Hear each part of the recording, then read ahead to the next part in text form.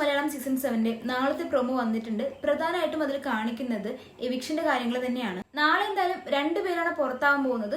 അത് കഴിഞ്ഞ് ലാലേട്ടൻ പറയുന്നുണ്ട് നമ്മൾ ഇനി എന്തായാലും ഫൈനൽ വീക്കിലേക്കാണ് കടക്കാൻ പോകുന്നത് എന്നുള്ള കാര്യം പറയുന്നുണ്ട്. വളരെ ചുരുക്കം ദിവസങ്ങൾ മാത്രമേ ബാക്കിയുള്ളൂ. പ്രൊമോയിൽ പിന്നെ കാണിക്കുന്നത് ആദിലേനെയാണ്. ആദില പറയുന്നുണ്ട് അക്ബറുടെ കൂടെ ആരൊക്കെ കൂട്ടുകൂടിയിട്ടുണ്ടോ അവരൊക്കെ പുറത്തു പോയ ചരിത്രമേ ഉള്ളൂ എന്ന് പറഞ്ഞിട്ട് ചിരിച്ച് പറയുന്നുണ്ട്. അത് കഴിഞ്ഞ് ലാലേട്ടൻ പറയുന്നുണ്ട് ഈ കാര്യങ്ങളെല്ലാം ഞാൻ ബിഗ് ബോസിന് വിട്ടുകൊടുക്കുന്നു എന്ന് പറയുന്നുണ്ട്. അത് കഴിഞ്ഞ് പിന്നെ ആദിലെ നൂറയും കെട്ടിപ്പിടിക്കുന്നതാണ് കാണുന്നത്. അപ്പൊ എന്തായാലും ആദിലെ പോകാനാണ് ചിലപ്പോൾ ചാൻസ് കൂടുതൽ. ആദില എന്തായാലും നൂറിനെ കെട്ടിപ്പിടിച്ച് നിൽക്കുന്ന സ്ഥിതിക്ക് ചിലപ്പോൾ പോകാനുള്ളത് ആദിലയായിരിക്കാം.